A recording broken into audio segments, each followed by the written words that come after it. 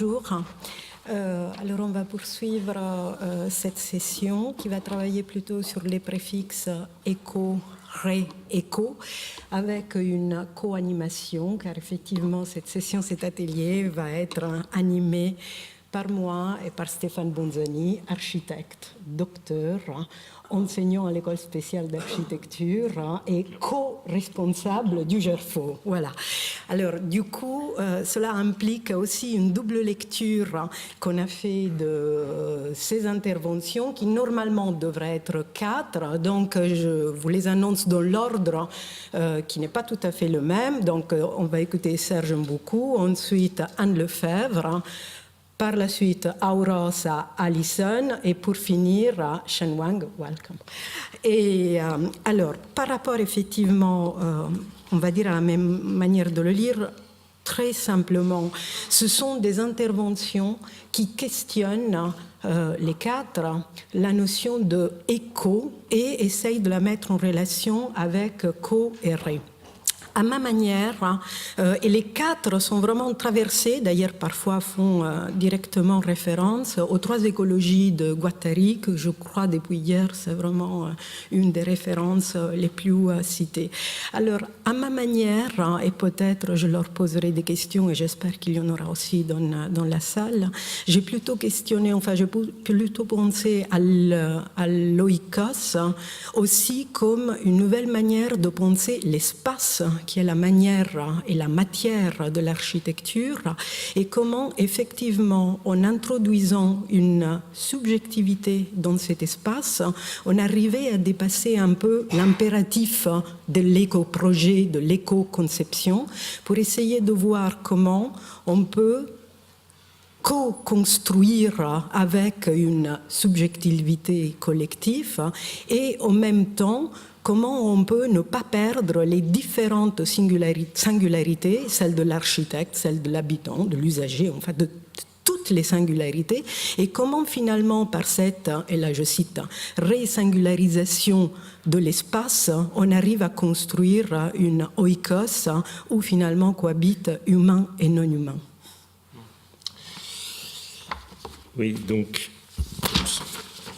dans cette co-animation, on avait pensé appeler ça réanimation, mais on s'est dit que c'était mieux co-animation ou éco-animation. Et justement, enfin, hier, puisqu'on fait beaucoup référence à la conférence de Benoît Goethe, moi ce qui m'a plu, à part bien sûr le concept de structure dont on voit qu'il est en train de prendre en fait, c'est justement cette question de la prise des concepts. Et on peut dire qu'avec les préfixes, il y a quelque chose d'un petit peu similaire.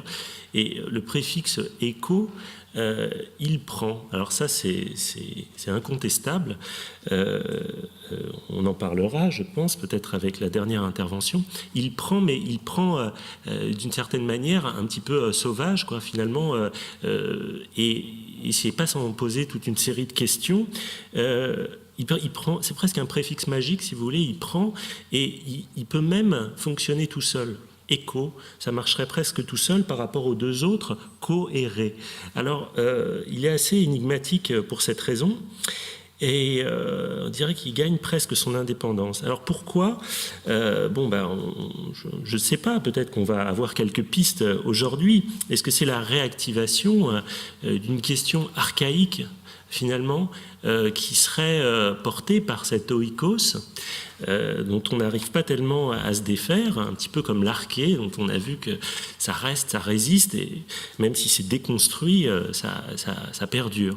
Donc qu'est-ce que c'est cette question, ce problème finalement, c'est une vieille question qui est réactivée, hein, ou est-ce que c'est l'indication d'une nouveauté, quelque chose qui aurait émergé ces 10, 15, 20 dernières années et qui serait une sorte de supplément, un petit peu comme l'arché pouvait apparaître comme un supplément par rapport à la texture. Est-ce que l'écho serait quelque chose de supplémentaire par rapport au quartier, dont il est l'éco-quartier, ou alors à la ville? Est-ce qu'il y aurait un supplément, quelque chose en plus? Et si oui, quoi? Et puis, c'est aussi peut-être, au fond, le malentendu qui porte autour de cette notion, qui est à la fois très précise et très floue. que ça nous engage à penser, peut-être le malentendu, c'est une façon aussi de... c'est aussi la réussite d'un concept ou peut-être d'un préfixe, c'est les différentes perspectives qu'il ouvre, les différentes interprétations qu'il permet et au fond les différents débats qui peuvent s'engager à son sujet. Donc moi ce qui m'a frappé quand j'ai regardé un petit peu les différentes interventions, c'était au-delà de leur très très grande différence, enfin les communications, c'est qu'elles engagent toutes à penser la question de la relation.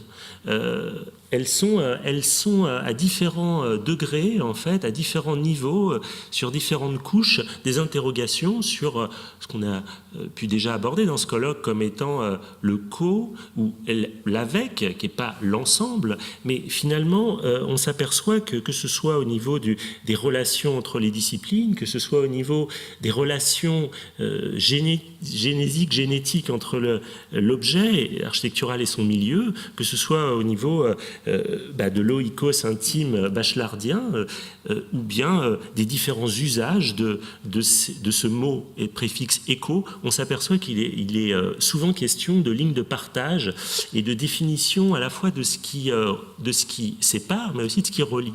Comme si, à tous ces niveaux, finalement, éco faisait jouer cette question-là du lien, de la relation.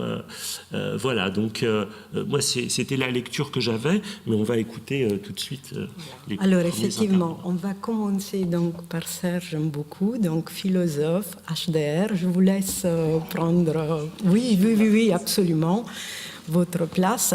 Et effectivement, pour cette première intervention, on va voir, en effet, c'est un fil qui se déroule à partir de l'espace en traversant toutes les étapes de construction de l'architecture, la relation avec la technique. On va arriver jusqu'aux éco-cities.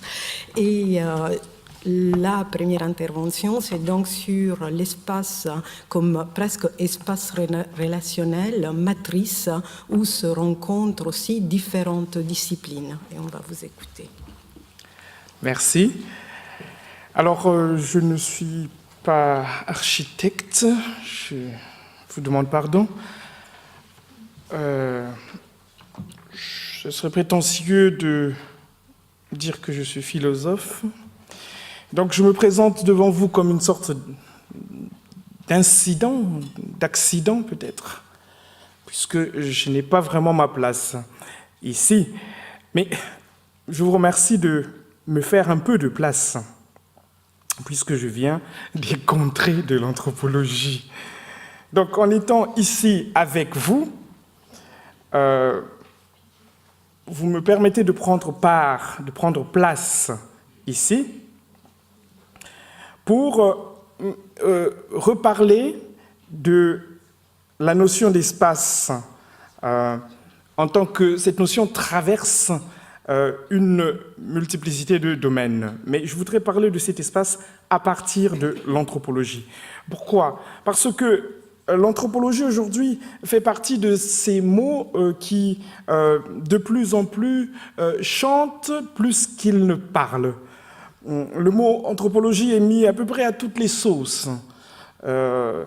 Et bon, si le corps des anthropologues, y en a-t-il encore un? C'est difficile à dire.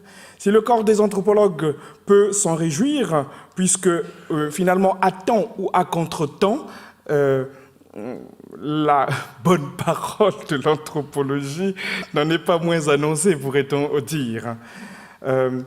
En tout cas, en dépit des erreurs de langage, des distorsions de pensée et en dépit des défigurations, quelque chose, dans tous les cas, de l'anthropologie est désormais et définitivement passé dans les autres disciplines.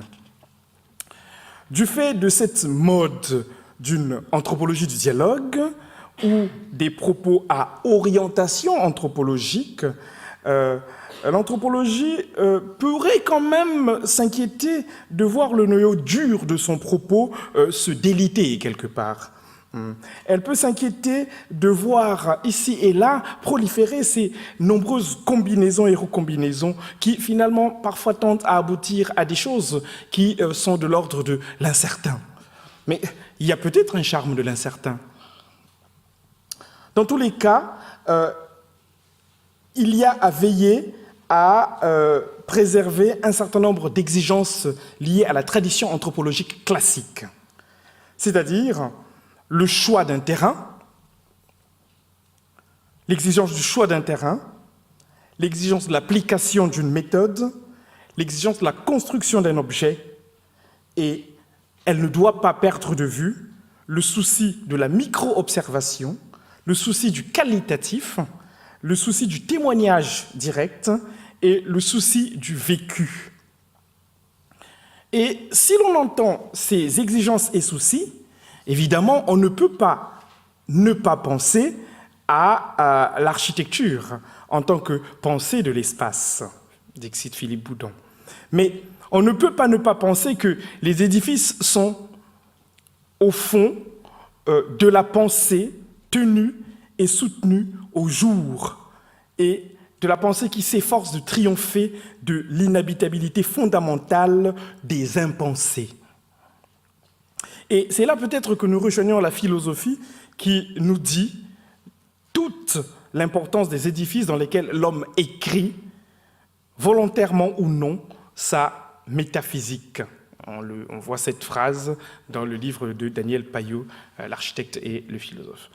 Il y a donc lieu de thématiser cette obsession de l'espace en tant qu'elle ne cesse de tresser entre anthropologie, architecture et philosophie une trame de paroles, une trame de lieux, une trame de gestes à habiter. L'espace est la matière de l'anthropologie en tant que cet espace est précisément investi par la ritualité, par la pensée, mais aussi par des groupes humains, autrement dit, un espace symbolisé.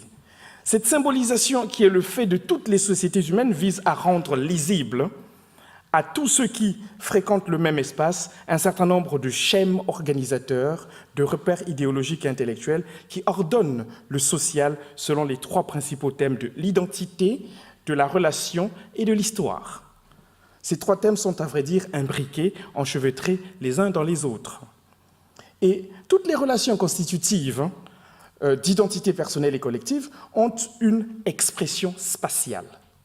Règles de résidence, on le sait, dans le monde traditionnel, dans le monde des villages par exemple, en Afrique noire, mais ailleurs aussi, personne ne peut véritablement habiter où il veut. Division de village en quartier, parfois associée au système des classes d'âge. On ne change de quartier qu'en changeant de génération.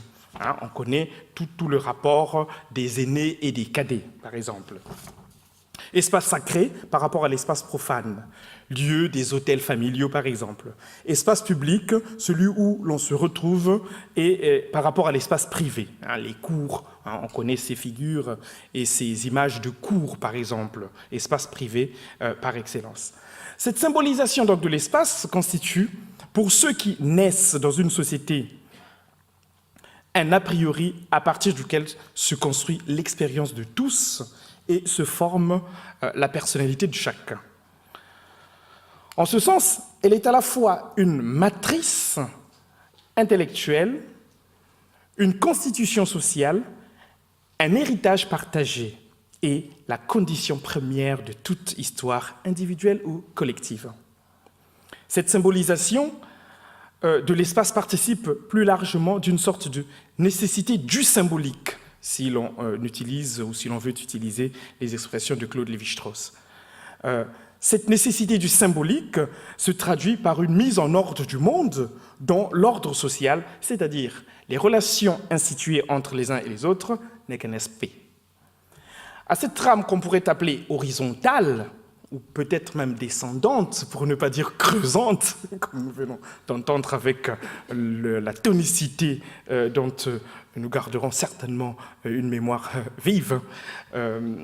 Cette trame descendante qui nous rappelle les villages s'oppose quelque part à l'autre trame qui est celle de l'élévation, qui est celle de la verticalité dans les villes, qui propose au fond une architecture de l'inatteignable, une sorte de monde, une théologie abstraite, métaphysique ou simplement idéale. À l'univers de la non-ville, donc les villages, la ruralité, les dimensions communautaires, archaïques, la ville, elle, affronte l'écrasement de la descente. La ville s'élève vers le haut. La ville affronte l'écrasement par les génies, par les mânes, par le cosmos, par le sacré, puisé dans la matière des forces telluriques sombres.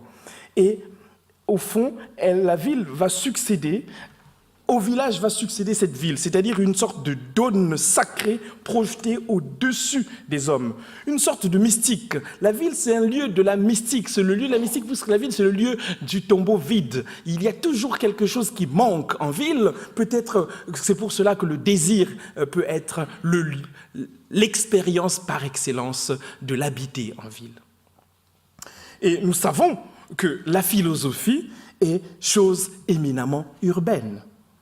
On pourrait dire que la ville mystique peut être proposée comme le modèle même de la ville. La ville comme lieu d'expérience. Et on connaît le lien qu'on peut établir entre la mystique et l'expérience. La ville comme lieu de foisonnement langagier. On connaît là aussi cette espèce de suppuration, cette espèce de recherche, de quête que les mystiques ont déployée justement pour essayer de dire ces expériences de l'indicible. Au fond, on pourrait dire que la ville, c'est le lieu où on essaie de maîtriser la parole, ces échanges qui visent à agir sur d'autres hommes autrement que par la violence brute. La ville est donc le lieu, ça aussi nous le savons, le lieu par excellence du sophiste. La ville comme théâtre, la ville où les choses sont données à voir, la ville comme lieu où commence le règne peut-être du voyeur. Souvenons-nous par exemple des textes de Johann Huizinga sur le tome du Moyen-Âge, n'est-ce pas? Où on voit cette lumière qu'on a pu essayer de voir aujourd'hui, cette lumière automnale qui marque l'éclipse de quelque chose et peut-être la renaissance d'autre chose. Au fond, on pourrait dire que le sens privilégié de la ville est celui de la vue. À la ville correspond la volonté d'être vu, d'être observé, d'être comme tâté par les yeux. On peut dans un premier temps dire que la mythologie au sens classique cesse dans la ville ou ne cesse d'organiser la trame de l'existence en ville. Il ne s'agit plus de découper ici des actions qui soient conformes aux exigences de cette idéologie-là. La ville va produire probablement d'autres mythes, mais des mythes qui obéissent à une autre économie fondamentale. La ville est mémoire d'elle-même. La ville est comme sur pilotis quelque part. Elle agit comme le lieu d'une lutte constante contre l'oubli. Là où, en d'autres lieux, la mémoire collective est liée et s'attache à des lieux sacrés, s'attache au cosmos, entretient des groupes et des liens étroits avec la famille, avec le clos. La ville, elle, s'enracine à la limite dans ses poubelles, s'enracine dans ses déchets, dans ses cimetières, dans ses nécropoles. Elle construit son histoire. Elle essaie d'échapper à la mythologie sombre pour construire son histoire, celle de son dynamisme interne. On peut d'ailleurs, de ce point de vue-là, penser aux textes de personnages comme Georges Ballandier dans son livre fondateur, je crois, Sociologie actuelle de l'Afrique noire, où précisément il montre, il fait une sorte de généalogie du passage des civilisations des villages vers les civilisations des villes. Mais ces passages, là aussi la question des passeurs est une question fondamentale, ces passages restent malgré tout des hésitations, pour ne pas dire des oscillations. Voilà. On n'a jamais fini avec la ville, on n'a jamais fini avec le village. Et on est toujours dans cet entre. Et on passe souvent de l'un à l'autre. Et par exemple, en Afrique noire, on connaît tout le phénomène de la villagisation des villes et de l'urbanisation des campagnes. Donc, je recommanderais ces deux livres, Sociologie actuelle de l'Afrique noire, 1955, et la sociologie des Brazzaville noirs, qui est un des livres fondateurs, je crois, de la socio-anthropologie urbaine. En tout cas, les évolutions, les mutations du monde ne cessent de reconduire comme à de nouveaux commencements l'ordre et le désordre. Des défis majeurs nous sont lancés.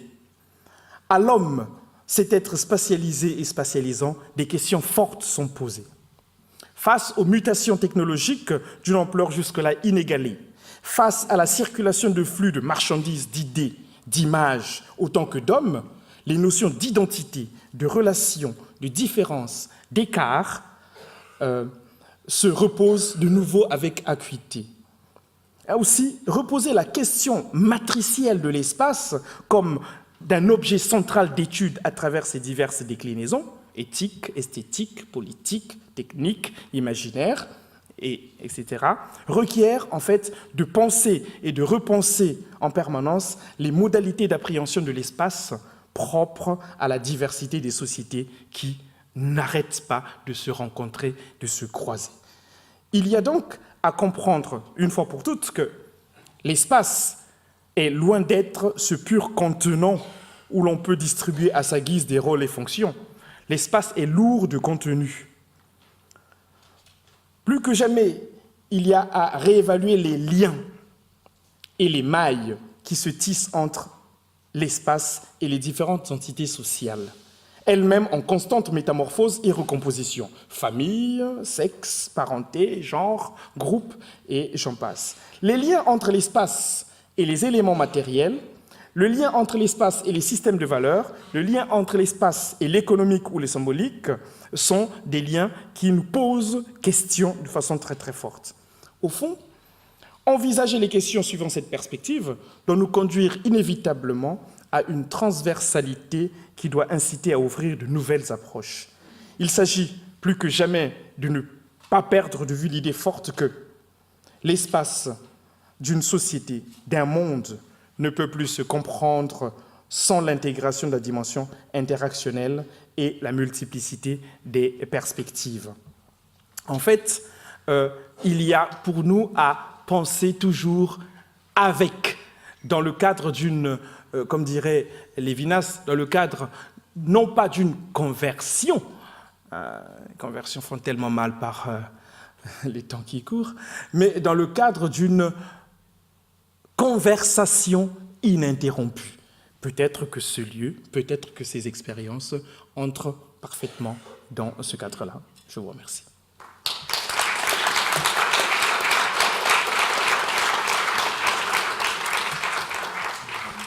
Donc on va écouter donc Anne Lefebvre, qui est agrégée, docteur en philosophie, qui est directrice de programme au Collège international de philosophie et qui est maître assistante à l'école d'architecture de Saint-Étienne et qui travaille et qui a soutenu sa thèse sur la question de la philosophie de Simondon et plus précisément de la notion d'invention dans cette philosophie. Je te laisse la parole. Bonjour, merci à tous et à tous les organisateurs de votre invitation. Alors, le titre original de mon intervention, puisqu'on en a conservé en fait, le sous-titre, était parce qu'il y a pensée du milieu et pensée du milieu. Je rebondis sur ce que Stéphane Banzani pouvait dire tout à l'heure. Enfin, les ambiguïtés aussi d'un concept comme ça qui enfle et qui est surexploité me paraissaient intéressantes à questionner. D'abord, je partirais d'un constat, c'est que le fait qu'on puisse voir le préfixe éco aujourd'hui intervenir non pas seulement en philosophie avec la question de l'écosophie de Guattari, mais aussi dans la langue courante, et c'est surtout ça qui me trouvait très intéressant, correspond à une réalité, une réelle inquiétude envers en tout cas l'environnement, et cette inquiétude correspond également à un appel que l'on fait aux architectes de se conformer parfois à certaines normes institutionnelles ou normes écologiques. J'avais envie de souligner simplement le fait que dans quand on observe simplement la situation, on se rend compte que c'est moins une question de responsabilité des architectes qui est posée en ces termes-là, plutôt qu'un vécu qui est pris comme une imposition d'une normativité qui serait extérieure, qui serait liée à celle d'une écologie verte ou politique institutionnelle, et qui pose problème, qui met en question, je crois, le projet, et qui donne envie de faire en quelque sorte un pari, alors que je ne remplirai pas ici, hein, c'est juste une piste, mais le pari de réfléchir à une nouvelle façon de penser, d'intégrer en fait cette composante pour retrouver une normativité qui soit propre au projet. C'est-à-dire, est-ce que c'est pas simplement cette normativité du projet lui-même, qui soit architectural ou urbain, qui est à repenser, plutôt que d'en rester à finalement une acceptation ou un rejet d'une norme qu'on considère simplement extérieure. Alors, c'était mon constat. L'hypothèse que je fais, c'est que lorsqu'on parle de milieu, on parle des tas de choses. On peut parler de milieu cosmologique, on peut parler de milieu au sens canguilhémien, comme on le disait tout à l'heure. On peut parler aussi simplement de milieu au sens de... Alors, dans un très bel article, justement, Canguilhem explique que le concept de milieu fait une histoire du concept de milieu. Et il explique qu'au départ, ça pouvait être utilisé par les gens qui travaillaient en théorie physique pour qualifier les terres. Voilà. Donc il y a vraiment avant d'être employé dans les théories de l'évolution, etc.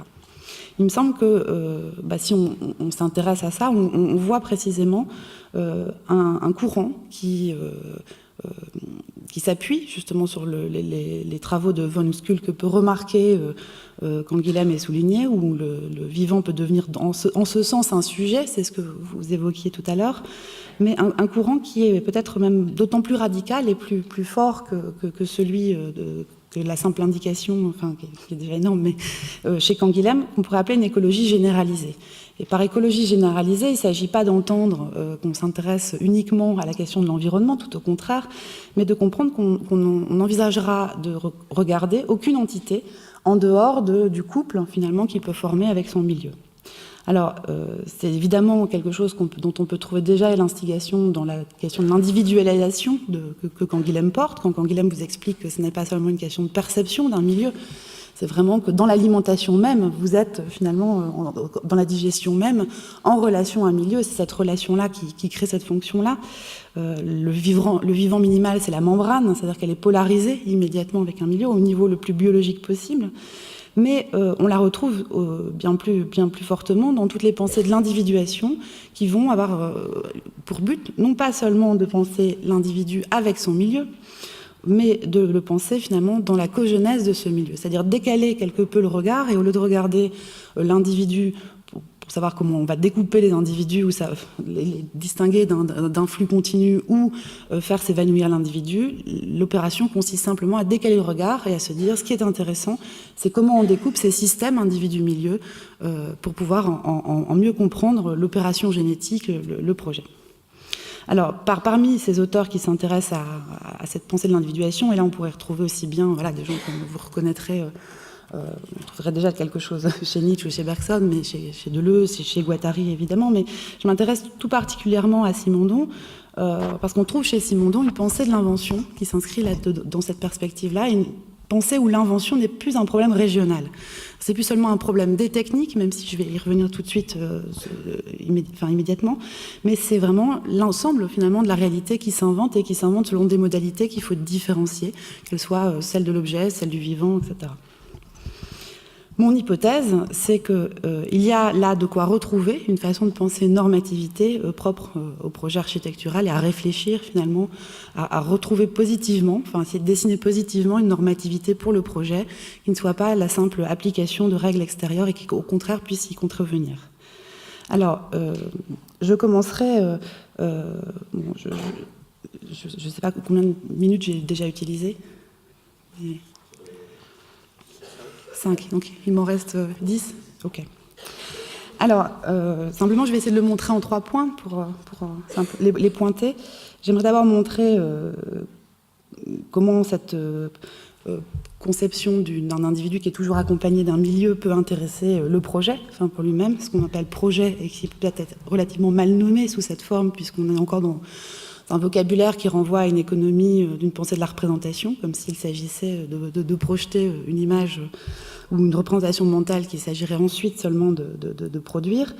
Dans un deuxième temps, je voudrais montrer pourquoi cette pensée du milieu s'appliquant à la question de l'objet technique va pouvoir nous faire sortir d'une opposition qu'on a souvent et qu'on retrouve dans la pratique entre, quand il s'agit de penser l'insertion dans le site ou dans le contexte, entre d'un côté ce qui serait une adaptation à une nature, alors avec en plus ces valeurs ajoutées psychosociales de discrétion, comme si un projet discret était forcément plus respectueux d'une nature, ou inversement une pratique qui pourrait être complètement hors sol, et voilà, comment on peut sortir de cette double opposition-là. Et dans un troisième temps, je reviendrai à la possibilité de penser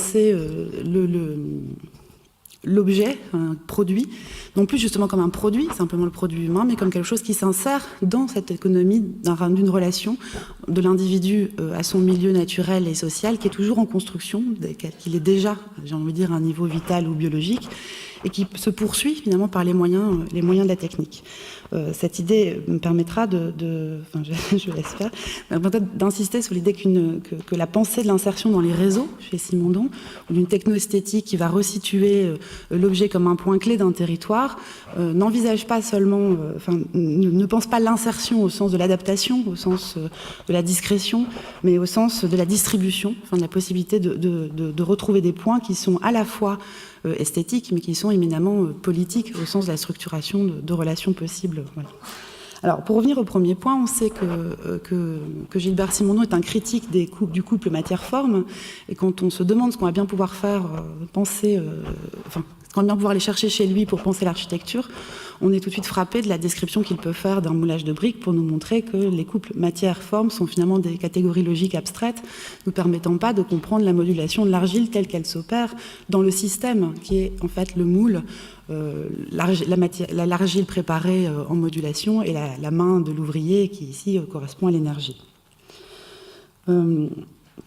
C'est tout le sens de cette critique finalement et pour lui de pouvoir valoriser à l'inverse un concept d'information qui va correspondre à la résolution dans un système d'une différence de niveau d'être, une différence hétérogène, les micro-particules de l'argile et l'échelle de la brique qui ne sont pas au départ compatibles. Pourquoi qu'est-ce que j'entends par là? J'entends que finalement, on est déjà toujours chez Simondon avec ce concept d'information tel qu'il va être lié à la compréhension d'un système métastable ayant deux échelles divergentes dans la production d'un modèle de prise de forme qui ne peut pas se satisfaire de la perspective d'une projection qu'il s'agirait ensuite de réaliser. Le cristal, dont il prend l'exemple, est précisément vit sur sa limite, et donc est toujours déjà en développement. Ça n'est jamais le germe cristallin qui se développe seul, mais toujours déjà le cristal et sa solution sursaturée, faisant finalement se réticuler progressivement le cristal toujours sur cette limite et sur cette surface, donc pas dans un intérieur, dans un extérieur, mais toujours sur ce point de connexion. Ce qui m'intéresse, c'est que cette conception des systèmes métastables suppose qu'il y a problème, c'est-à-dire qu'il y a production quand il y a programme, quand il y a incompatibilité.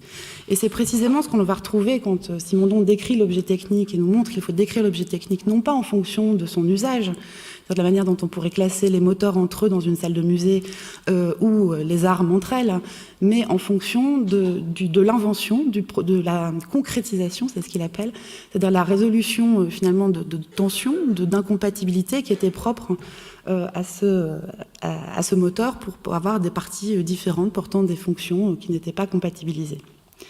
Or, dans ce modèle-là, moi j'avais déjà trouvé un intérêt, c'est de pouvoir penser la production architecturale comme non pas ce qui procède de la rencontre d'un obstacle secondaire, la matière, la réalisation, comme s'il s'agissait de faire rentrer les choses après coup dans le réel, mais comme un système qui suppose une production en situation, à l'épreuve de diverses contraintes, qu'elles soient économiques, sociales, on pourrait dire écologiques précisément, ou différents types ou techniques. Donc, c'était un premier point qui vous intéressait. Ce qui se trouve, donc de pouvoir penser finalement le projet comme une résolution en situation et non pas comme une projection à proprement parler. Or, c'est précisément en allant voir du côté d'un texte, Imagination-Invention, qui est un peu plus tardif, de 65, que l'on comprend ce qui se passe du côté mental de l'invention. C'est-à-dire que quand Simondon nous décrit objectivement les évolutions de ces systèmes, il le fait objectivement à dessein, pour pouvoir avoir une vision technologique, scientifique, on se demande ce qui se passe du côté mental. Précisément, ce vivant, que Canguilhem envisageait en relation immédiate, affective, avec son milieu, puisque ça compte pour sa vie, pour sa survie, de pouvoir être dans cette relation-là, ce vivant possède déjà ce que Simondon appelle des images au titre de ses schèmes moteurs. C'est-à-dire que l'image première chez Simondon, ça n'est pas le produit d'une faculté intellectuelle dont on pourra avoir sous ses diverses formes, mémoire, mémoire, anticipation, imagination et perception, mais c'est toujours finalement d'abord une action, un schème moteur qui va venir découper un milieu et donc le construire en même temps. Alors on retrouve là des choses assez partagées par plusieurs auteurs, c'est-à-dire que la perception est le produit d'une sélection, elle n'est pas active. Mais ce que l'on retrouve aussi, c'est cette idée que cet ensemble d'images va chez Simondon fonctionner comme un sous-ensemble de l'organisme qui vient moduler la relation que le vivant peut avoir à son milieu en termes d'anticipation, en termes de perception, en termes de réaction. De fait, ce système d'images, ce stock d'images, on pourrait imaginer qu'il d'abord que le corps, au niveau vital, on pourrait imaginer qu'il soit aussi partagé, qu'on ait un ensemble d'images collectives qui servent de germe finalement à la production, et renverser cette proposition qui faisait qu'on doit produire finalement une image pour ensuite la réaliser, et plutôt comprendre qu'on ne travaille jamais qu'avec des images qui sont des germes et qu'il s'agit de remettre en invention. Je vais conclure sur simplement le deuxième point, c'est que quand Simondon décrit l'objet technique, il ne se contente pas de préciser ce processus de concrétisation dans le système. Il repère un cas de figure où l'objet va être appelé d'ailleurs individu, parce qu'il va subir une individualisation en lieu même d'un milieu associé. Ce qu'il entend, c'est que le milieu associé, qu'il va appeler technogéographique, dans le cas de l'objet technique, n'est pas seulement un milieu qui serait donné, un environnement auquel on s'adapterait. Il ne s'agit pas donc ici d'adapter ou de contextualiser la production, mais il n'est pas non plus finalement un milieu neutre dont il n'y aurait pas certaines caractéristiques à exploiter. Le milieu associé, c'est finalement ce milieu mixte qui se constitue en permettant à la fois à l'objet de résoudre ses contradictions internes, mais par la jonction de ce milieu-là. C'est-à-dire que finalement le milieu est à la fois conditionne à la fois le fonctionnement de l'objet, sa résolution par concrétisation, et en même temps est le produit finalement de ces effets que l'objet pose.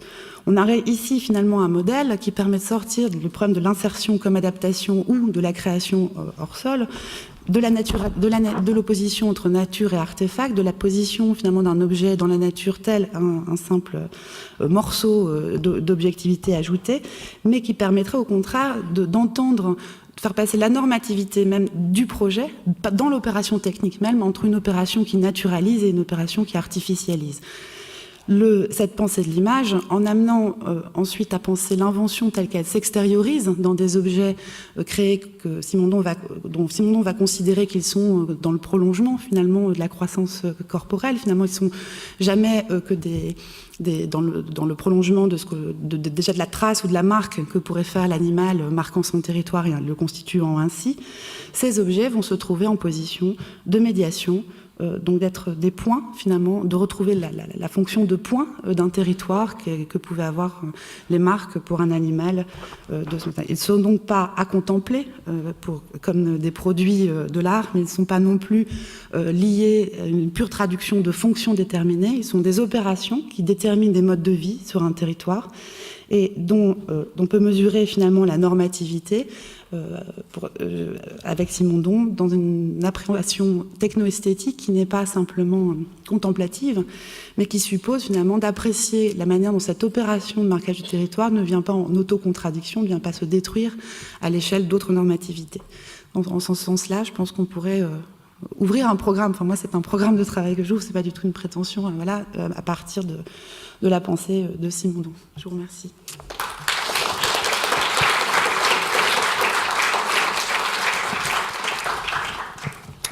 Merci Anne Lefebvre.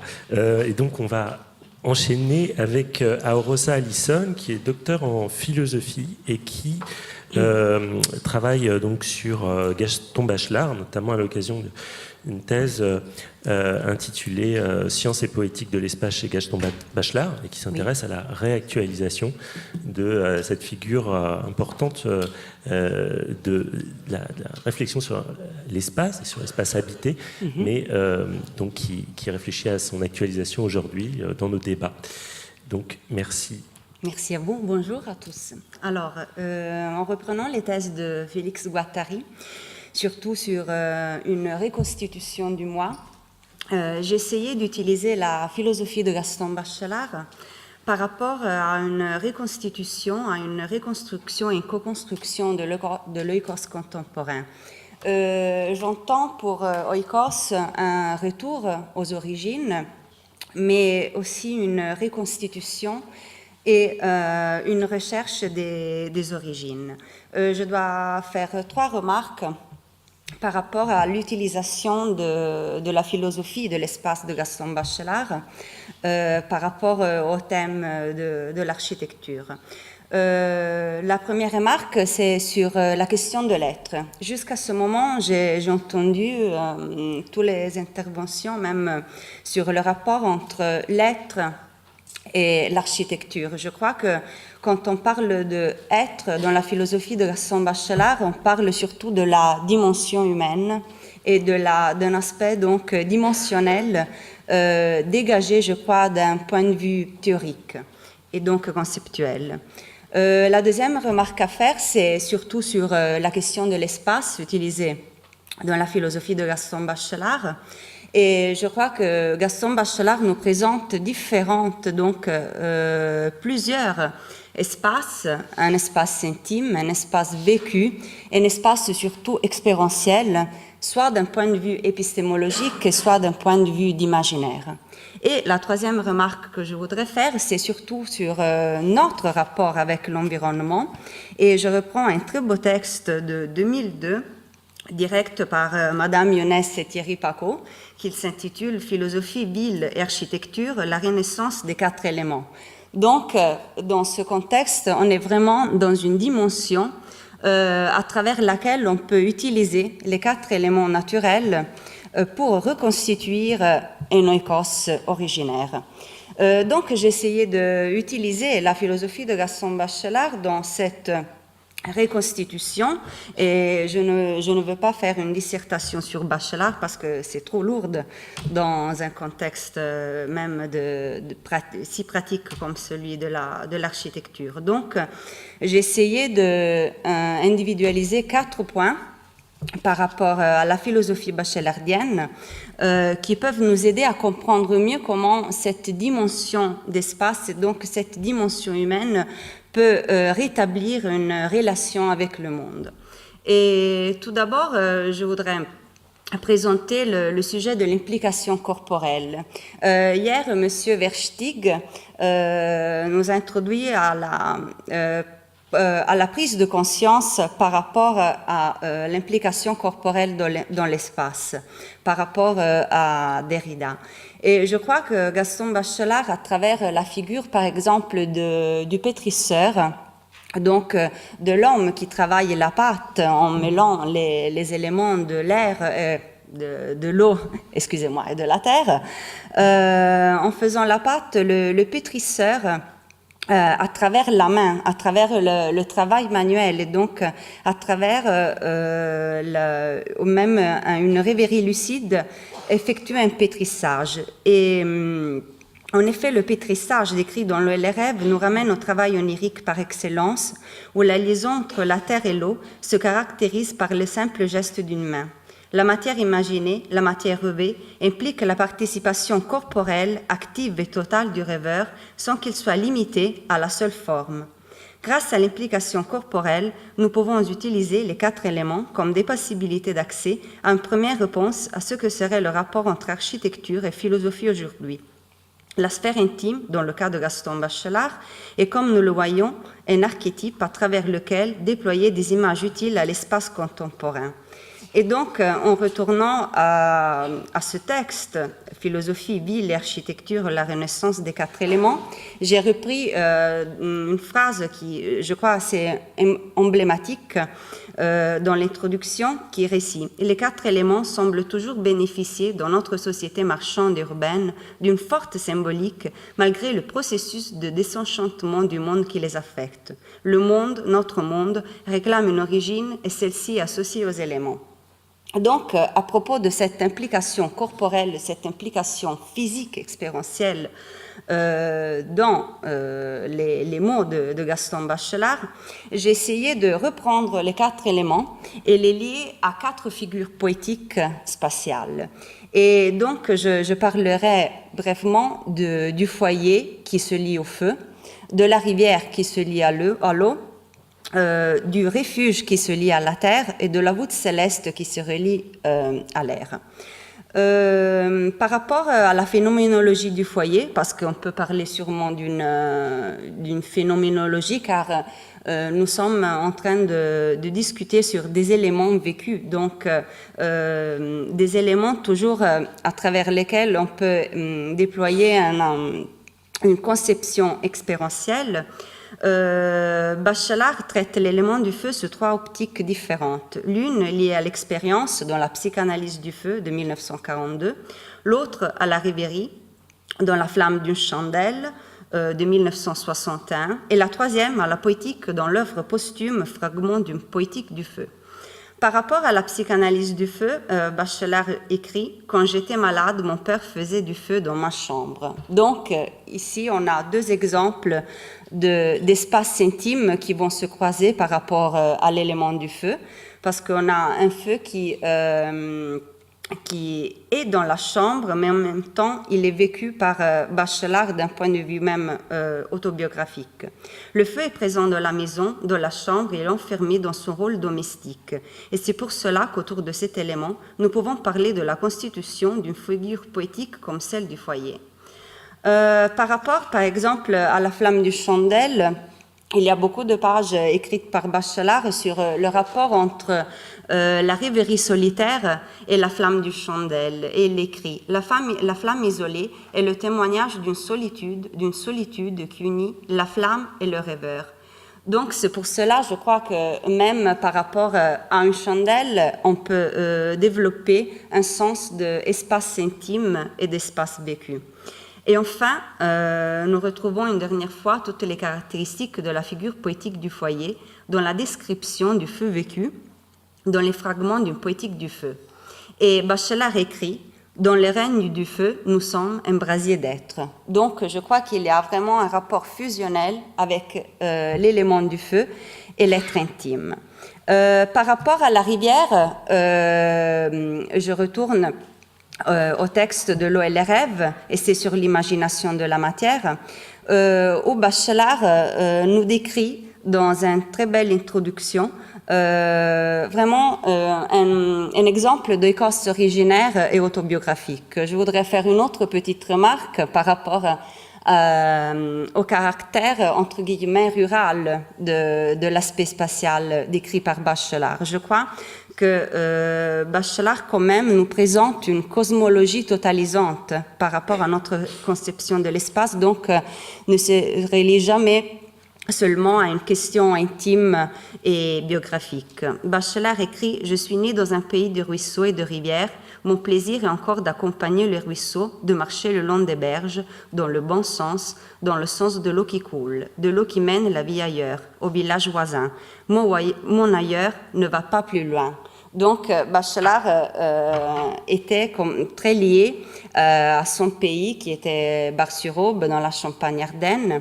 Et je crois que dans les années de l'enseignement à Paris, à la Sorbonne, à côté de Place Maubert, il avait un petit appartement, il vivait avec sa fille Suzanne, et il se rappelait toujours de cette image de la rivière qui revenait dans des moments de nostalgie. Et ensuite, par rapport à la voûte céleste, je voudrais seulement dire que Bachelard souligne, après avoir décrit toute la voûte céleste à travers les nuages et encore même le zodiaque, il décrit quand même un rapport fusionnel avec l'élément de l'air dans un chapitre qui s'appelle « La déclamation muette ». Et donc, il nous décrit l'importance du souffle poétique.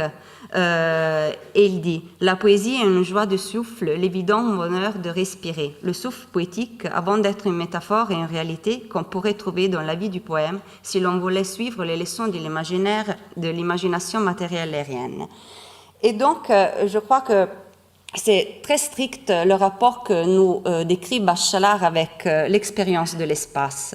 Enfin, la figure du refuge nous ramène, je crois, à toutes les images de l'abri et de la protection. Et je crois que il décrit quand même, sous ces aspects de protection, les images de la grotte, du ventre et de la maison. Par rapport à l'image de la grotte, donc, on a vraiment l'exemple de Nikos originaire, où la grotte est plus d'une maison, c'est un être qui répond à notre être par la voix, par le regard, par un souffle, c'est aussi un univers. Donc, Bachelard reprend les valeurs de l'intimité et les valeurs intimes de l'habité à travers la maison archaïque par excellence qui est la grotte. Et aussi, par exemple, à travers la modalité du complexe de Jonas dans le ventre de la baleine par rapport à la question du ventre que nous ramène tout de suite à le ventre maternel et à notre rapport intime avec la mère. Et enfin, en disant que la maison, surtout, c'est l'archétype préféré dans les exemples de la poétique de l'espace. Je cite Madame Younes qui dit « L'image de la maison établit une relation avec le monde qui nous aide à mieux comprendre une éthique de l'habité. » Donc, je crois qu'on retourne vraiment à cette éthique de l'habité par rapport à une relation avec le monde et avec nous-mêmes. Et enfin, je voulais décrire deux dialectiques utilisées très souvent par Bachelard qui peuvent nous aider à mieux comprendre notre rapport avec l'espace. La première dialectique dont j'ai entendu très parler dans ces 2 journées de colloque, c'est celle du dehors-dedans. Bachelard nous dit que l'homme est l'être entrouvert. Donc, je crois que je suis sûre qu'il n'y a pas seulement un dehors ou bien seulement un dedans dans l'architecture, mais il y a toujours une coexistence entre ces deux aspects de l'espace. En effet, Bachelard nous dit « Le philosophe, avec le dedans et le dehors, pense l'être et le non-être ». Et donc, vraiment, il y a une forte dialectique, je crois, coexistante, même dans l'architecture aujourd'hui, qu'on doit encore analyser. Et ensuite, enfin, je cite la dernière dialectique que je voulais proposer, c'est celle de l'immensité intime, où Bachelard, à laquelle Bachelard consacre un entier chapitre de la poétique de l'espace. Et il dit « Sans cesse, les deux espaces, l'espace intime et l'espace extérieur, viennent, si l'on ose dire, s'encourager dans leur croissance, ou encore l'immensité est en nous. » Et donc, Bachelard vraiment souligne l'importance de leur liaison. La forme intime de l'espace se concrétise à travers la possibilité de sa reproduction continue en tant que conception d'une globalité externe. Et donc, il semble alors que c'est par leur immensité que les deux espaces, l'espace de l'intimité et l'espace du monde, deviennent consonants. Et donc, je crois que de cette façon, la phrase « Je ne sais méditer que les choses de mon pays » qui se trouve dans ce chapitre, nous sert comme exemple d'ouverture à la réalité qui nous entoure, en même temps comme une prise de conscience spatiale fondamentale, une conscience de l'être. Merci.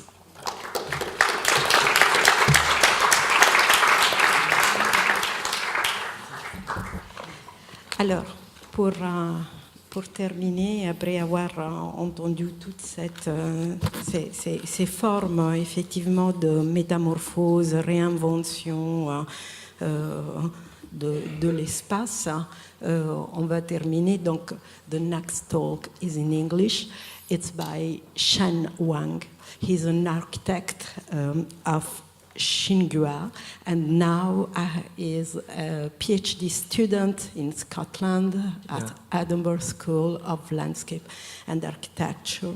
And he's talking about the change of the city and of the ecology, and how a new concept is emerging. And his question and his topic titles is A New Creative Ambiguity or an Adaptive Fashion. Yeah. Good afternoon, everyone. I'm sorry I can't speak French. Je ne parle pas français. Because I just started my French class 2 months ago. So hopefully it's a very interesting topic for you guys. And I will see it from very different ways. I think it's more linguistics, but also involve a little bit of philosophy. So I'm going to talk about the heated element in our language, eco. So a very concrete case, eco-city. And this is a part of my doctoral research in Edinburgh Uni. So I want to thank my supervisors like Susan Yu and Michel Bastien firstly. Since 1970s, the environmental movement brought about a new tendency of girl-wash English lexicon. Since the late 1980s, eco has become emergent in keywords of recent built environmental research and practice, such as we can see here, like eco-city, eco-towns, eco-corridors, eco-tourism, eco-civilizations are quite common in our daily conversation and also research conversation. And it is a fashion to use eco to form new concepts concerning sustainability or environmentalism. So the question is, does the increased use of eco create a new form of narrative or just merely disorientate our discourse of ecology? So the presentation will focus on a very popular term, eco-city, to explore this phenomena. According to Ngram corpus analysis, Web Knowledge database, and the CNK database, eco has become a very fashionable terms, especially after middle 1990s. So I will explain a little bit about Ngram corpus. It's like developed by Google and to examine the use frequency of words, phrase, or any sequence of words. So what's the exact definition of eco-city? Let's look at some definitions in books, reports, articles published in the recent 5 years. Some concepts concerning environmental aspect principally. Some definitions extend to social or economic field. Some ideas have already expanded to climate change, very popular nowadays, low carbon infrastructure, green capitalism. So one might confuse, why is there so many definitions? Even an expert who has worked on eco-city for years can't give you a very clean statement. They have to admit no consensus on a definition eco-city and no fixed definition, far away from like an ambiguous definition. So Jews try to summarize eco-city as an umbrella terms, but I think this is quite far away from make our discussion of eco-city less ambiguous. Therefore, I have the 2 key questions. So, is eco-city is a new comprehensive approach to urban problems and in modern city, or just a fashion to label various approaches and notions? Some attempts has been listed here, and they try to link these fields like keywords and build environment. And my research is more concrete, specific terms. And I will use 2 different approaches, linguistical, morphological analysis, and literature and project reviews. Basically, the term eco-city is a combination of eco and city. Therefore, there are 3 different types, combinations, eco-city, eco-city, and ecological city. And this phenomenon actually is not that common in most neoclassical compounds in English, such as biodiversity or neuroscience. You can see here, most of them have only one very definite terms and others just very seldom used in discussion. So there's a difference of word confirming represent conceptual nuance. First of all, let's look at the role of I think the arrow is just slightly different from what I did, but it's fine, you can understand it. So there are 2 main ideas. One can say, okay, this is a new classical compound root. Some think, okay, this is prefix. But first of all, so demarcation between compounding and prefixing is a very difficult line, as many linguistics researchers indicate, because there's a close interaction between these two domains. So compound root could convert to prefixes after periods of use, and prefixes may fail to maintain its independence historically. And the prefix can even update to words in the process of gaining independence. So, but we can see there's a concern of independence. So I think maybe it's more persuasive to look at the independence of EcoCity. So at the very beginning, definitely EcoCity was not independent words because we never use it as eco in early time. But English language prefers to use free roots in their compoundings. We can just borrow a word in a common use, and the morpheme with it should tend to acquire status of freedom. In the process, the combining, the word, phrase may be shortened, clipped, diverged, so that a part of a word may stand for the whole meaning. This is a very good example about photo, what we use a lot. So photo is originally derived from Greek, meaning light. So we have some very classical use. And after frequent use, we just the clipped version of photograph stand for, photo hyphen gains own independence in some terms like photogrammetry and photoceramics. And also, it happened in ecology. Similarly, eco was a bound root with only two words, ecology and economics. We can't find any other words in old time. And then, gradually, eco has another meaning as a clipped version of ecology, and widely used in the new terms such as ecosystem, eco-village, eco-friendly, since 1970s in our society, especially English society. However, it still haven't gained full independence according to Ben's research in 2000. But recently, if we look at the books like the organization names, events names, we will find it has been independent already. And in the third version of Oxford English Dictionary in 2008, eco has been listed as an independent lexicon. So, what's the meaning of eco? It's just a short version of ecology. Many researchers regard ecology as the eco interchangeable morphemes. For example, Chapman says, okay, so ecotoxicology is just a short version of ecological toxicology, but and also some dictionaries also listed in these ways. But let's look at something. So it's our reality. Sir, a hedge is an ecosystem. A hedge fund isn't an ecosystem. It isn't the economy, it's ecology. Sloppy use of eco in any context is a disease for Financial Times. So this is just from a normal reader. This is okay, we can't use eco in this way. So many researchers also point out eco is no longer solid rooted in environmental field anymore. If we dig deeper, we may ask, what is ecology is also a consolidated concept. So originally, ecology was developed underpins the concept of economics since 1810s, and to the sense of habitat in 1870s. Recently, the meaning has extended from environmentalism to philosophy towards current focus on deep ecology and ecosophy. And now it's also extended to a broad field to think the human subjectivities and the social relationship, what we call it mental ecology and social ecology in Guattari's book, The Three Ecologies. So I would say eco was, to sum up, eco was a bound root of ecology and economics, and then become a new classical prefix from the clipped version of ecology. Eventually, it gains its full independence, and now it can be regarded either as a free root or prefix. The root also, the arrow is just not the way I want to do. But you can understand that it's a straight way, it's not zigzag way. It's no meaning of a zigzag version. Yeah.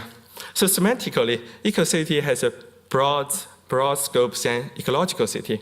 EcoCity has associated with urban economy, urban sociology, citizens' behavior, and even more. The evolving idea of eco and ecology also involves the expanding scope of eco-city, ecological city, and eco-city.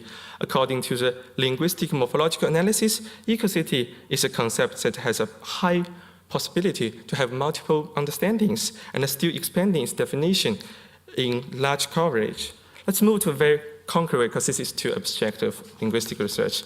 So this section probes the genesis of eco-city concept and the utilization of eco-city in practice.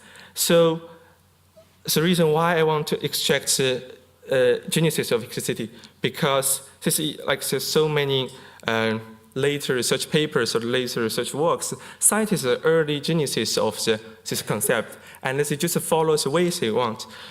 So we see seen from the early articles. But there are also three different criteria about this eco-city.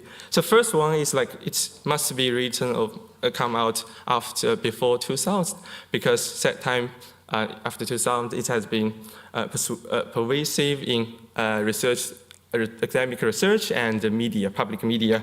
And the second one is it must not direct cite early eco-city research, because it just follows the early ones, it won't be as a genesis.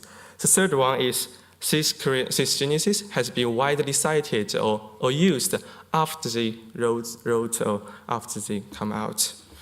So here is, after this selection, there are three different genesis of this work. So the first one, eco-city was first coined as an interdisciplinary approach to solve the emerging urban problems by sociologist Janicki in 1982. The concept conveys the integration of knowledge of spatial, temporal, social functional, and cultural historical perspective. The emphasis of Janicki's thoughts is to introduce social science to ecological research, which in his words is special methods of social interpretations of ecological knowledge, as well as ecological interpretation of social knowledge.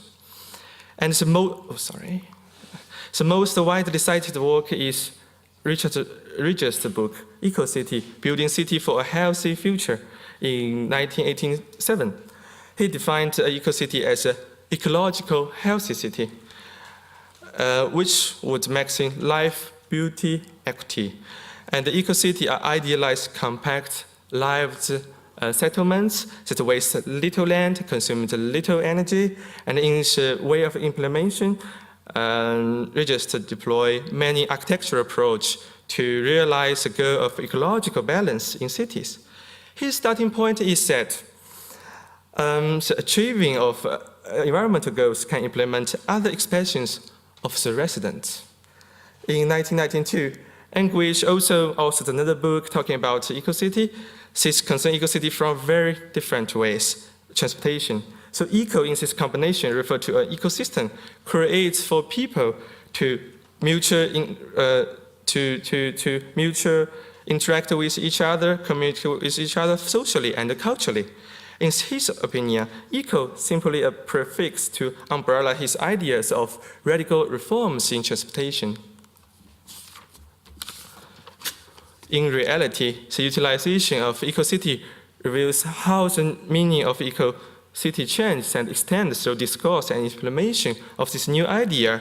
After decades development, the term eco-city tend to be assembly of these disconnected ideas about urban planning, about housing, about transportation, about energy, about so many different ideas according to the recent reviews of eco-city. But if we see the practice, we will find there's also different ideas. For example, if we talk about the size of implementation, just like a new development from scratch, expanding of existing urban development, or retrofit development. Surprisingly, retrofit of development occupies more than half of the whole project. I think this is more than we thought. And as for the implementation, we can see there's also three different ways: technological innovation, integrated sustainability planning, civic empowerment. Yeah, I know. I think I can. Really? Okay. Oh, it's almost there. Oh, yeah. All right. Yeah, because I tried it before. Okay, so it's also different ways. And we found like technological innovation is a main part of the implementation. And we use energy technologies in most, as the most important part, other than other discussions before. So if we compare the practice of EcoCity with theoretical discussion in EcoCity, we will find that not all aspects of theoretical discussion are emphasized in practice. And we have more others are used in our discussion. For example, public transportation, pollution control, and a very fashionable one like low carbon. And I want to employ Austin's performative theory to explain the gap between EcoCity discourse and EcoCity in practice. Austin argues that performative utterance indicates the issuing of utterance in the performing of action. It is normally thought of just saying something. It's not that way. And there is also context between them can affect the implementation of this action. But when something goes wrong or the context changes, for example, in EcoCity, we might find something, for example, the price of oil, price of energy has increased, so we focus on more in energy. So it's evident that it's inevitable that the statement or concept and the doing of the dream is mismatched at some degree. But we still try to disambiguous EcoCity concept in order to focus on the same topic as EcoCity discussion. However, I would say ambiguous provide creativities and flexibilities because we are changing. As Rira said, we don't know what this signify or the word can definitely indicate a determined terms. If language is solidated, it will be disaster as well.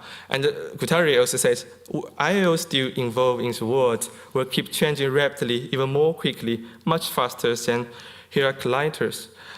So language is involving system expressed both historically and the notion is we are changing, we are creating, rather than a static system. So I think maybe this also provides a creative ways how we understand the world. And if we compare the changing of the concept of eco and the changing of EcoCity, we found our idea, because the world is more complex than before, so we have to extend our ideas of ecology, eco, and in the same time, EcoCity will change as well. However, let's come back to the idea map of EcoCity. And if I replace EcoCity with smart city, you will find, okay, it's almost fine. Yeah, it's convolution time. And also, I changed to another one, millionaire city. Do you think it's also the same? And the last one, ideal city. And we found like, okay, this is what we'll create in the future. But I think it's quite dangerous because we don't know which one is like the coverage we want to cover. And I think it's still quite dangerous to use this vagueness. And here's my conclusion. Firstly, morphological formation affects understanding of EcoCity. The same semantical element can be interpreted differently through our daily and frequent utilization.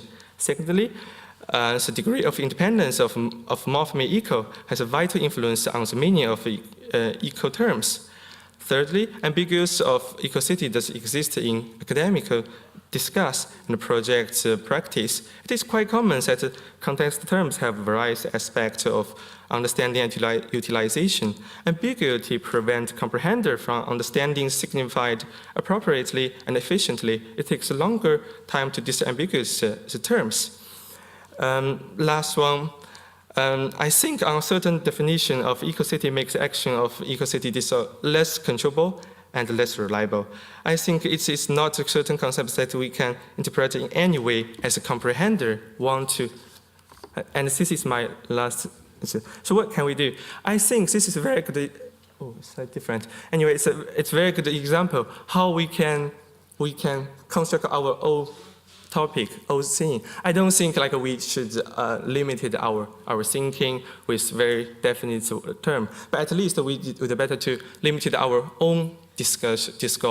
So this is a very good example to define all the very key terms, like it's the very beginning, so it's discussed in a way follows the definition. So this for at least this piece itself is consolidated terms. And this is a way how we prevent our discourse being merely a fashion cheap talk.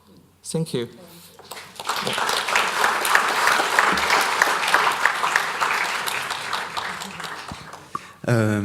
Merci à tous les participants pour leurs interventions remarquables. J'aurais une question pour Anne Lefebvre concernant une question assez générale sur son exposé qui était très riche et pour lequel je crois qu'elle a manqué du temps de développer toutes les directions qu'elle nous proposait. La première question serait assez simple en fait. Je pense qu'on est tous d'accord, et Stéphane ici présent qui a beaucoup travaillé sur Simondon dans l'architecture, pour reconnaître que l'architecture n'est pas encore tout à fait simondienne. Lorsque vous avez proposé de penser les bâtiments, disons, sur le modèle de l'objet technique, pas seulement, hein, mais de l'objet inventé chez Simondon, donc comme une concrétion du milieu, qui résout donc une différence d'un système métastable. On voit bien qu'il y a des architectures qui ne suivent pas cette direction, et qui, vous avez évoqué des cas d'architecture hors sol, mais il y a également, enfin, au cas général, l'architecture est relativement imperméable au milieu, ou du moins elle l'a été pendant très longtemps. Du coup, une méditation simondienne sur l'architecture n'est pas une simple réflexion au sens de la représentation que justement Simondon décrit, mais également en quelque sorte une idée, disons, régulatrice, un repère, éventuellement un idéal. Et comment évite-t-on, lorsqu'on médite à la Simondon sur l'architecture, une contradiction presque interne qui consisterait à parce que c'est aussi l'enjeu des réunions de philosophes et d'architectes, c'est que les architectes trouvent quelque chose dans la philosophie. Comment évite-t-on la contradiction apparente, tout du moins, d'aller prendre une idée, donc une représentation, et de la projeter donc, dans la matière de l'architecture. Voilà. Une deuxième question qui est liée à la première, qui je pense concerne le co. Je vais faire très très court. Je vous promets à Stéphane, très très court. C'est supposons effectivement une architecture simondienne réalisée. Pour qui serait-elle, par exemple, comme vous l'avez dit, non pas donc des objets à contempler, mais des points dans un territoire à la manière de l'animal, ou des opérations déterminant des modes de vie. Pour qui serait-elle ? Est-ce que c'est, à la manière inconsciente, quelque chose dont les habitants jouiraient, et en communication avec le milieu, ou est-ce qu'il faut supposer une éducation philosophique ou même à l'architecture de l'habitant? Autrement dit, la réflexion sur l'architecture, même à partir de Simondon, est-elle freudienne ou hegelienne? Oui. Je vais vous répondre en commençant par le début. Je vais essayer de ne pas oublier la fin de la question. Je ne crois pas à une architecture simondienne. Alors ça tient peut-être à la question tient peut-être au lien architecture et philosophie, qui est l'objet justement du colloque. Et en tout cas, j'espère pas avoir donné cette impression-là. Il me semble simplement que il s'agit plutôt de trouver chez Simondon des moyens de dégonfler des faux problèmes. Par exemple, la question du rapport nature-technique ou du site, je vois pas où Simondon prescrirait quoi que ce soit en termes de résultats architectural. Et c'est pas la démarche. Donc, du coup, c'est un peu déceptif comme réponse, mais de fait, le point clé, par exemple, pour moi, ne veut pas dire nécessairement ouvert, intégré à la nature. Je pense que ça peut donner des tas de choses. Dans la démarche de conception, que c'est important, mais un point clé peut très bien être un point tout à fait discret, il n'est pas forcément un point élevé. Je pense que c'est ça qui est intéressant dans sa philosophie, c'est justement de ne pas reprendre ces dualités qu'on a tendance à reconduire. Est-ce qu'il y a d'autres questions? C'est juste une demande qui s'adresse à Serge M. beaucoup. J'ai beaucoup été impressionné par son expression, sa formule assez magique et sur l'inhabitabilité fondamentale des impensés. Alors, est-ce que vous pourriez développer un peu dans la limite du temps qui nous est imparti sur cette notion d'inhabitabilité fondamentale des impensés? Merci. Oui, je pose que habiter nous inscrit dans une forme d'économie générale des gestes.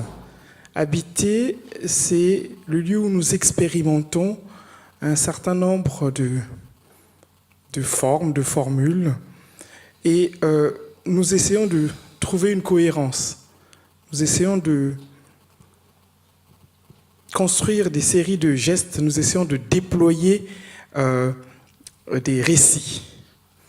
Le problème, c'est que ces récits se posent ou essaient de se poser sur des choses beaucoup plus obscures, des choses beaucoup plus nocturnes, des choses beaucoup plus, j'allais dire, terribles, mais dans lesquelles nous n'arrêtons pas de puiser sans avoir toujours les moyens de les cerner et les discerner de façon très forte. Donc il y a une sorte de paradoxe de l'habitation, en fait. Voilà. Nous essayons de nous inscrire dans une forme de récit, de roman, de logique, d'intelligence de l'habitation, mais en même temps, cette habitation n'arrête pas de s'adosser sur quelque chose de beaucoup plus obscur. Voilà. Et c'est cette dialectique forte qui définit peut-être notre vie comme oscillation entre clair et obscur, entre nuit et jour. Voilà, c'est tout. Ce que je peux dire en 2 minutes.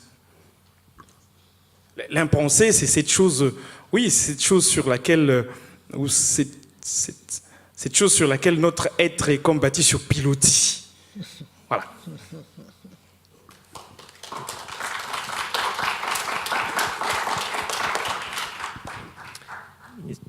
Yes, I have a question for Chang Wang. Yes, about performativity, because you mentioned it at a moment in your presentation that the prefix eco could be performative in a certain way. Not that way. So I mean, the implementation of EcoCity could use a performative theory to explain why there is a gap between the idea and the implementation, the practice. Because we discuss a lot about the concept of EcoCity, but in reality, you find they are not the same. Because, for example, we didn't talk a lot about energy in EcoCity idea, but in the end, like in the cases, energy is the most important part for the implementation of EcoCity. So I think this is a gap. The gap I use performative theory to see our utterance and the action is between the context, because the context changed. For example, EcoCity. I mean, when EcoCity was conserved at very early, it was late 1990s, middle 1990s. So it's not like energy was not that expensive.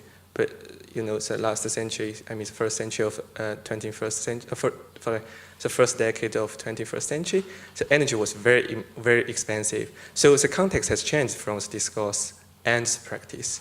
So I'm using the method to try to explain a little bit why there's a gap between them.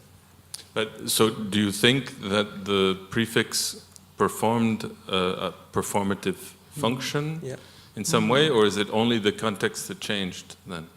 I think most context, I mean, context is always changing, as what Guattari says, like, because we are changing, the world is changing, the I am changing, you are changing.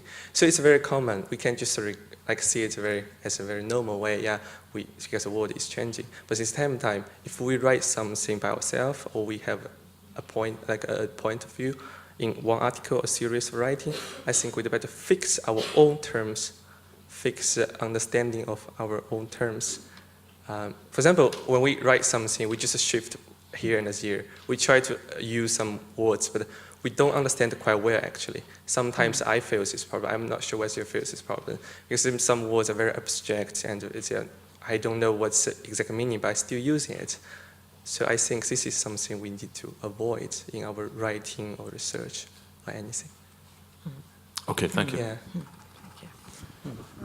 Je voulais pas, du coup, vous répondre pour qui étant donné qu'il n'y a pas d'architecture, Simon donnait la question, elle passe à la trappe, mais il y a quand même un point, c'est que il insiste sur l'idée qu'il faut pouvoir comprendre comment fonctionne un objet pour pouvoir l'apprécier, mais c'est pas le seul. C'est-à-dire que je pense qu'on peut trouver. Moi, c'est une idée qui me paraît importante, mais en même temps pas spécialement choquante ou nouvelle. Enfin, quand on dit se faire une oreille en musique pour pouvoir écouter, je sais pas, de l'opéra baroque, on n'entend pas la même chose. Voilà, si on a l'habitude de l'entendre dans l'ascenseur du supermarché ou si on a eu l'habitude d'en entendre beaucoup. Donc voilà, je pense que oui, effectivement, on n'apprécie pas de la même façon